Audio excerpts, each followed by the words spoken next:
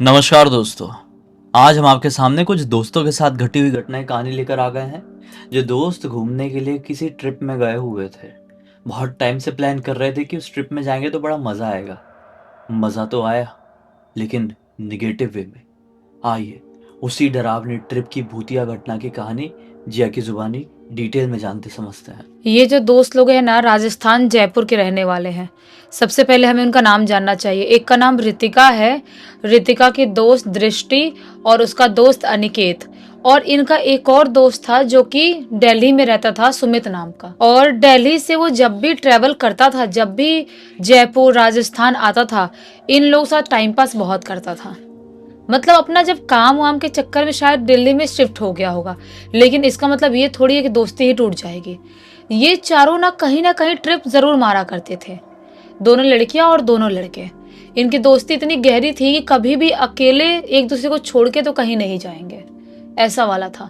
बहुत टाइम से जो रितिका है वो बात कर रही थी अपने दोस्तों से, बोल रही थी कहाँ चले यार, कहीं तो घूमने जाना है, किधर चले, कोई डिसाइड करो किधर जाना है। सब बोल रहे थे कहाँ जाएंगे यार, आसपास तो बहुत घूम लिए अपने राजस्थान में, कहीं बाहर चले क्या, राजस्थान से बाय रोड जाएं क्या, ट्रिप मारे क्या, ऐसा सोच रहे थे। तभी अचानक से जो सुमित है वो प्लानिंग करता है जयपुर आने की। वो दिल्ली से जयपुर आता है। जब यहाँ आता है, ये चारों एक जगह इकट्ठे होते हैं, जब इनकी बातचीत होती है तो सुमित बोलता है कि चले क्या यार कोई ट्रिप मारने। बोलती है रितिका मैं तो कब से बोल रही हूँ कि कहीं ट्रिप मारने चलते हैं चलते हैं, इन लोगों से बोल बोल के परेशान कर दी हूँ। चलते तो हैं यार, कहाँ जाए लेकिन। सुमित बोलता है कि एक काम करते हैं, हरिद्वार चलते हैं। हरिद्वार घूमने के लिए भी सुंदर जगह है, धार्मिक जगह है, और वहाँ की खूबसूरती की बात ही अलग है। वहाँ पे जाने के बाद एक अलग सा पीस मिलता है। तो हरिद्वार चले क्या। तो अनिकेत बोलता है लेकिन जाएंगे तो बाय रोड ही जाएंगे यार, बाय कार जाएंगे। तो सुमित बोलता है मैं तो अपनी कार लेके नहीं आया हूँ दिल्ली से। अनिकेत बोलता है मेरी कार है ना, मेरी कार इनफ है अपन चारों के जाने के लिए, बड़ी कार है अच्छी खासी, तो अपन चारों निकल जाते हैं मेरी कार से। तो दृष्टि भी बोलती है कि हाँ यार सही है यार, चलते हैं, बहुत मज़ा आएगा। ये अपना ट्रिप ना बहुत यादगार होने वाला है, पता नहीं क्यों मुझे ऐसी फीलिंग आ रही है कि बहुत मज़ा आने वाला है इस बार। अब इनकी प्लानिंग हो गई, घर पे अपने बोल दी है कि हम लोग हरिद्वार जाने वाले हैं और रोड ट्रिप मारने वाले हैं। और जैसा कि हमेशा मारते थे ट्रिप, तो घर वाले ऐसा कुछ बोलते थे नहीं इनको। इनकी पैकिंग वैकिंग होती है, और पैकिंग वैकिंग करके फाइनली वो दिन आ जाता है जिस दिन ये शाम के टाइम में निकलने वाले थे हरिद्वार पहुंचने के लिए। इन लोगों ने सोचे थे कि हम नाइट का ट्रिप रखते हैं, कि ज़्यादा ट्रैफिक का भी झंझट नहीं रहेगा नाइट में रहेगा तो। और रात ही रात मस्त ड्राइव करते हुए हरिद्वार पहुंचेंगे। उसके बाद दिन में जब हरिद्वार पहुंच गए, थोड़ा फास्ट ड्राइव करेंगे, तो फिर घूमने घामने का सब सही रहेगा। तो ऐसा करते हैं कुछ। तो सब ने अग्री किया, सबने बोले कि हाँ हाँ बिल्कुल सही है। इनकी पैकिंग तो हो गई है, सब सामान वामान भी गाड़ी के डिक्की में डालते हैं मस्त पीछे। और उसके बाद लगभग शाम के 5-6 बजे करीब निकल जाते हैं जयपुर से हरिद्वार जाने के लिए। ड्राइव जो है अनिकेत कर रहा है। अनिकेत को ड्राइव करना बहुत ज़्यादा पसंद था, और ज़्यादा ड्राइव वही करता था। जब थक गया, मूड नहीं हुआ, मन नहीं हुआ, तो सुमित कर लेगा, ऐसा वाला था। तो मस्त ड्राइव कर रहा है, ड्राइव करते करते एक टोल निकल गया, दूसरा टोल निकल गया। अब मस्त ये लोग हाईवे पे निकल गए हैं। हाईवे पे अपनी गाड़ी मस्त दौड़ा रहे हैं, रात का टाइम है, अंधेरा हो चुका है। मस्त गाड़ी दौड़ाते दौड़ाते मस्त एक ढाबे के पास पहुंचते हैं। और इतना अच्छा ढाबा था वो, वहाँ पे बहुत टेस्टी फूड था, सब खाना वाना खाते हैं मस्त बैठ के वहाँ पर। और इतना फुल हो जाते हैं कि थोड़ा बहुत सोचते हैं कि यहाँ पे वॉक कर लेते हैं, और उसके बाद फिर हम ड्राइव करेंगे। जो अनिकेत है ना, उसने ठस ठस के खाया था, बहुत खा लिया। उसने इतना खा लिया कि जैसा कभी खाने को मिलेगा ही नहीं। उसको इतना टेस्टी लगा कि ठूस ठूस से खा लिया। ड्राइव तो उसको ही करना है, अब क्या करेगा। सुमित बोलता है भाई मेरे को रात में नींद बहुत आती है, तो ड्राइव करने का रिस्क मैं नहीं पाल पाऊंगा। मैं दिन में करना होगा तो मैं कर लूंगा, लेकिन अभी तो नहीं हो पाएगा। अनिकेत बोलता है हाँ भाई कर लूंगा, थोड़ा सा यहाँ पे वॉक करके थोड़ा पचाते हैं, कुछ सोडा वोडा पीते हैं, सोडा वोडा पीने के बाद पचेगा। सोडा लेता है मस्त, वो पीता है, और टहलते हैं आधा घंटा करीब ढाबे के पास। और उसके बाद वापस से ये लोग गाड़ी में बैठते हैं। अनिकेत फिर से ड्राइव करना चालू करता है, आगे सुमित बैठा है, पीछे दृष्टि और अपनी रितिका, दोनों मस्त सो रहे हैं। वो दोनों पीछे सो रहे हैं, और आगे सुमित भी ऐसे बैठे-बैठे कब लुढ़क गया, कब उसको नींद आ गई पता ही नहीं चला। मस्त सो रहा है और अनिकेत भी ड्राइव कर रहा है, सुनसान एकदम रोड वैसे हैं, बिल्कुल अंधेरा-अंधेरा आ रहा है, पेड़-पौधे आ रहे हैं, अलग ही रोड पे ड्राइव कर रहा है, फ़ास्ट-फ़ास्ट गाड़ी चला रहा है हाईवे पे, एकदम मज़ा आ रहा है उसको। उसको लग रहा है कि आज खाने को भी मस्त मिल गया और ड्राइव भी करने में मज़ा आ रहा है। ऐसे ड्राइव करते-करते काफ़ी आगे निकल गया है, जंगली इलाका, जंगली एरिया पूरा लगा हुआ है। अचानक से अनिकेत को उसके पेट में थोड़ा अजीब सा लगने लगता है, गुड़गुड़ गुड़गुड़ होने लगता है, कुछ अजीब सा अनकंफर्टेबल लगने लगता है। उसको लगता है क्या है यार, कुछ गड़बड़ तो नहीं हो जाएगी अभी, मैंने इतना क्यों खा लिया, इतनी प्रॉब्लमेटिक चीज़ें हो जाएगी अभी। फिर वो अभी भी ड्राइव कर रहा है, फोकस करने की कोशिश कर रहा है, लेकिन पेट में गुड़गुड़ होते होते अचानक से उसको लगा कि नहीं यार, नहीं हो पाएगा कंट्रोल, 2 नंबर तो जाना ही पड़ेगा मुझे, 2 नंबर के लिए। और आस-पास में मैप वैप कुछ दिखा नहीं रहा था ढंग से कोई, कि कोई पेट्रोल पंप या कुछ वैसा हो जहाँ पे बाथरूम हो तो यूज़ कर ले। अब उसको कंट्रोल ही नहीं हो रहा है। पसीना-पसीना आने लगा, सोचता है कि नहीं भाई, कुछ गड़बड़ हो, इससे पहले मैं कार रोकता हूँ। वो कार में ब्रेक मारता है, ब्रेक मारने के साथ कार शुक करके रुकती है वहीं पे, और जैसे ही कार रुकती है, सुमित और दोनों लड़कियों की नींद खुल जाती है। बोलते हैं, "क्या हो गया? क्या हो गया भाई? कार क्यों रोक दिया ऐसे सुनसान जगह पे, ऐसे हाईवे में तूने?" अनिकेत बोलता है, भाई अभी मेरे से कुछ मत पूछो कोई, मेरे को ना 2 नंबर बहुत ज़्यादा ज़ोर से जाना है मुझे, अभी मुझे रोकने की कोशिश मत करो तुम लोग। तो सब बोलते, भाई यहाँ पे कैसे जाएगा तू, कहाँ जाएगा, सुनसान कैसी रोड है, कुछ नहीं पता अपन को, कैसी जगह है ये, थोड़ी दूर और ड्राइव करना, कोई ना कोई पेट्रोल पंप या कुछ ना कुछ मिल ही जाएगा, वहाँ पे चले जाना भाई, ऐसी जगह पे मत जा।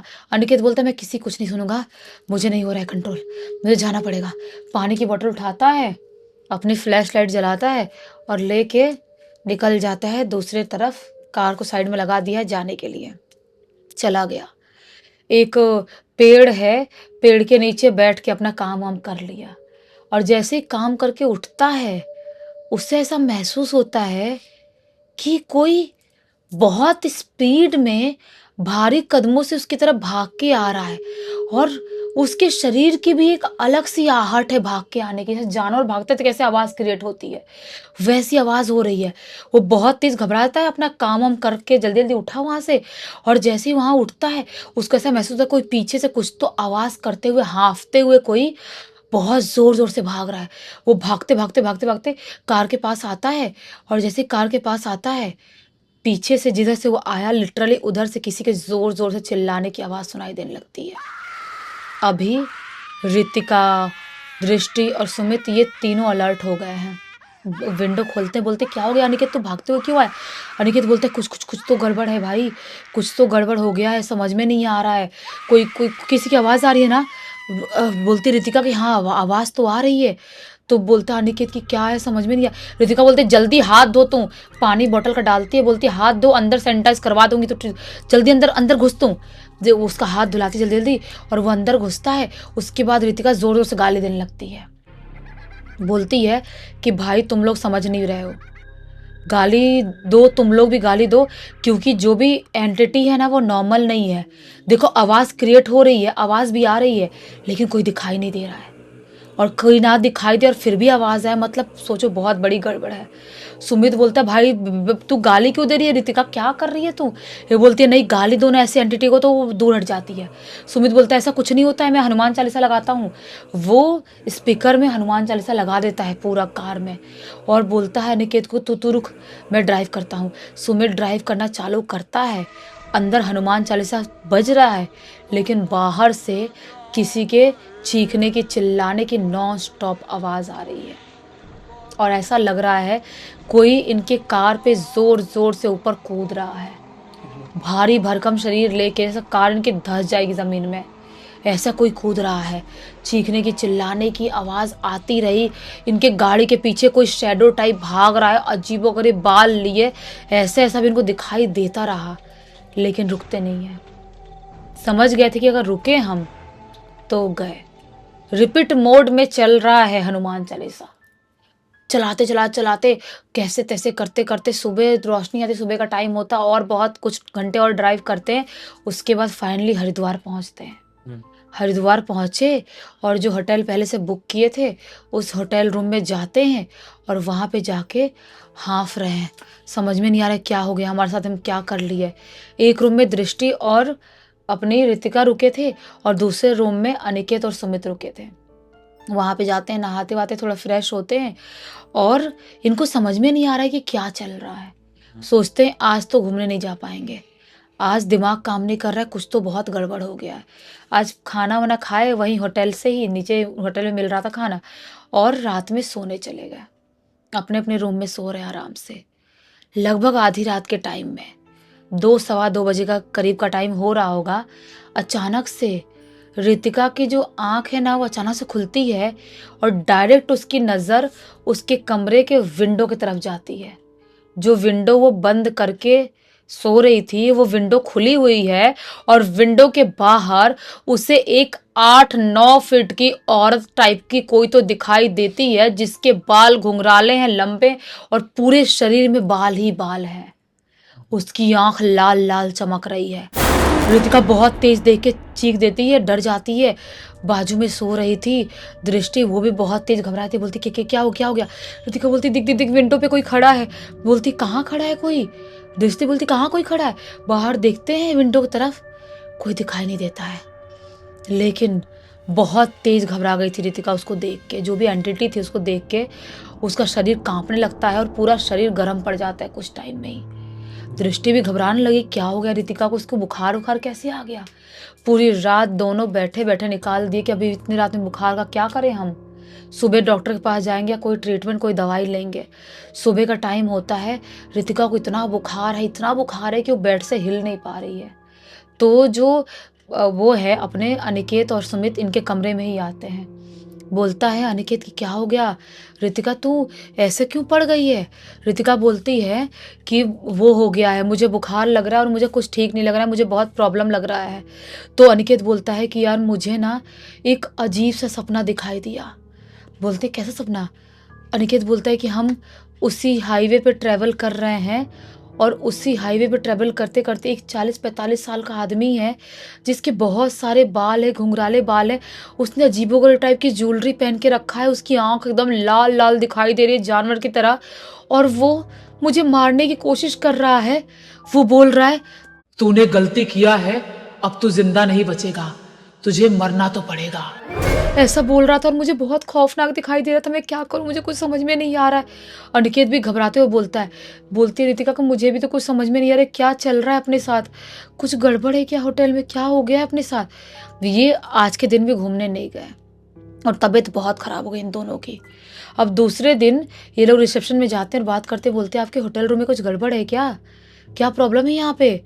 तो रिसेप्शनिस्ट जो थी वो बोलती है रितिका और इसको दृष्टि को कि आपके कमरे में कुछ तो हुआ था बहुत साल पहले, लेकिन लड़के लोगों का कमरा सही है, वहाँ पे कोई गड़बड़ नहीं है, आपको हम कमरा चेंज करवा देते हैं। इनका कमरा तो चेंज करवा दिए लेकिन वो कुछ ठीक नहीं लग रहा है। ये सोचते हैं कि हम हरिद्वार में घूमे नहीं घूमे क्या करें, घबराए हुए हैं, बात कर रहे हैं। तभी बाजू में एक बूढ़े दंपति थे, कपल थे, वो रुके हुए थे। वो इनकी बात सुन के इनके पास आते हैं और बोलते हैं क्या हुआ बच्चों, तुम लोग इतने घबराए क्यों हो और इतने परेशान क्यों नजर आ रहे हो, दिन भर इधर उधर बाहर जा रहे हो अंदर आ रहे हो, क्या हो रहा है। तो ये लोग सब चीज़ बताते हैं उन बूढ़े दंपति को। वो बोलते हैं कि बेटा तुम लोगों ने कुछ बहुत बुरा फेस कर लिए हो, तुम लोग के आते टाइम रास्ते में कुछ हुआ है तुम्हारे साथ या यहाँ हुआ है नहीं पता, लेकिन एक शिव जी का प्राचीन मंदिर है यहाँ पर हरिद्वार में, बहुत पुराना मंदिर, छोटा सा मंदिर है, बहुत पुराना है। तुम वहाँ जाओ, वहाँ एक बाबा जी बैठते हैं जो बहुत बूढ़े हैं, वो कुछ भभूत या कुछ झाड़ फूक कर दे तो ठीक हो जाएगा। हम पहले भी आ चुके हैं, हमारे साथ भी कुछ दिक्कत हुई थी। तो ये वो अंकल आंटी से पूरा एड्रेस लेते हैं और हिम्मत तो थी नहीं लेकिन जैसे तैसे करके उस जगह पर उस लोकेशन पहुंचते हैं, मंदिर में, पुराने प्राचीन मंदिर में। वहाँ पहुँचते हैं तो वहाँ पहुँचने के बाद बाबा जी क्या बोलते हैं, अनर्थ कर दिया तुमने। सब बोलते कि क्या हुआ बाबा जी। बाबा जी अनिकेत की तरफ देखते हुए बोलते हैं तूने अपने जीवन की सबसे बड़ी गलती किया है। अनिकेत बोलता है बाबा जी मैंने क्या कर दिया हूँ, क्या हो गया। बाबा जी बोलते हैं तुझे वहां जाके इतना गंदा काम तो नहीं करना चाहिए था, अनिकेत बोलता है क्या गंदा काम कर दिया बाबा जी, मुझे कुछ समझ में नहीं आ रहा है। बाबा जी बोलते हैं तू हल्का होने गया था किसी पेड़ के नीचे? बोलता है हाँ, आपको कैसे पता? अनिकेत शॉक हो जाता है। बाबा जी बोलते हैं वो एक बरगद का पेड़ था, पीपल बरगद का मिक्स पेड़, बहुत हजारों साल पुराना। उस पेड़ के ऊपर रहता था एक ब्रह्म राक्षस, हमेशा से रहता है और रहता ही रहेगा। तू आधी रात के टाइम में वहां गया और तूने गलत काम कर, तू हल्का हो गया वहां पे जाके। अनिकेत बोलता है मुझे नहीं पता था बाबा जी, मैं गलती हो गई मुझसे, मैं क्या करूं? बाबा जी बोलते हैं कोई कुछ नहीं कर सकता, एक बड़ा ब्रह्म राक्षस लग जाए कोई कुछ नहीं कर सकता। मैं सिर्फ थोड़ा बहुत झाड़ फूक करता हूँ, भभूत दे सकता हूँ, लेकिन तुझे माफ़ी मांगनी पड़ेगी उससे। अगर उसने तुझे माफ़ किया तो तू जिंदा बचेगा, अगर माफ़ नहीं किया तो भगवान भरोसे हैं, भोलेनाथ देखे तुझे।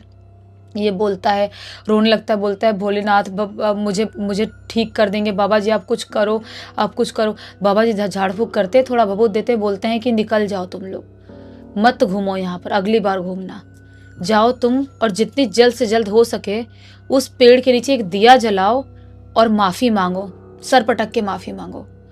ये बोलते हैं ठीक है बाबा जी, हम बिल्कुल निकल रहे हैं। ये दिया खरीदते हैं और तेल वेल जो भी खरीदना है और लेके सीधा वही लोकेशन, उसी रोड से ये लोग जाते हैं, दिन के टाइम में ही पहुंचते हैं वहां पर। और पहुंच के पेड़ के नीचे अनिकेत रोते हुए माफ़ी, हाथ जोड़ के माफ़ी मांगते हुए सर पटक के बोलता है आप जिस किसी की भी आत्मा हो, आप जो भी हो, मैं आपकी बहुत इज्जत करता हूँ, मुझसे गलती हो गई, बहुत भारी गलती हो गई, आप मेरे साथ कुछ मत करो, मुझे मुझे छोड़ दो, जिंदा छोड़ दो, मेरे घर वाले हैं सब परेशान होंगे, मैं आपसे माफ़ी मांगता हूँ। वहाँ पे दिया जलाता है और बहुत सर पटक के रोते रोते माफ़ी मांगता है। और बाबा जी ने बोले थे माफ़ी मांगने के बाद पीछे मुड़ के नहीं देखना है। ये लोग पीछे मुड़ के नहीं देखते हैं, सीधा कार में बैठते हैं और सीधा ये लोग जयपुर पहुँचते हैं। जयपुर पहुंचते हैं, उसके बाद इसका भी बुखार उखार जो था, अपनी रितिका का वो भी कम होता है और उसकी तबीयत भी खराब थी अनिकेत की, उसकी भी कम होती है। उसके बाद इन लोगों कोई सपना तो वैसा नहीं आया, लेकिन उस रात को कहीं से भी ये लोग भूल नहीं सकते। जिनके साथ होता है सिर्फ वही इमेजिन कर सकते हैं कि ऐसी घटनाएं कैसे घटती है। आप लोग बताओ इस घटना की जानकारी किसके थ्रू मिली? इस पूरी पूरी घटना की जानकारी जो रितिका है ना, उन्हीं के बहन के लड़के जतिन ने लिख के भेजा। रितिका मासी है उसकी। चलो अच्छा, वो एक बहुत अच्छी सीख और थोड़ा सा मनोरंजन जो मिल गया। इसी एक नोट के साथ कहानी का अंत कर देते हैं। अब तक देख लेते तो लाइक कर देना, चैनल को सब्सक्राइब कर देना। इंस्टाग्राम, हमारी वेबसाइट और गेमिंग चैनल का लिंक डिस्क्रिप्शन बॉक्स में मिल जाएगा। इंस्टाग्राम में ऐसी कोई कहानी आपके पास तो लिख के भेज सकते हैं। हमारी वेबसाइट में आके हमारे प्रोडक्ट और सर्विसेज चेकआउट कर लेना। और फिर हमारा गेमिंग जो चैनल है वहाँ पर भाई रेगुलर वीडियो आज से आने लगे हैं। मनोरंजन होगा दुगना, पहुँच जाओ वहाँ पर भी। बाकी यहाँ पर बिल्कुल इसी अंदाज में कल फिर से मिलते हैं। तब तक के लिए बहुत बहुत धन्यवाद। आपका दिन शुभ हो।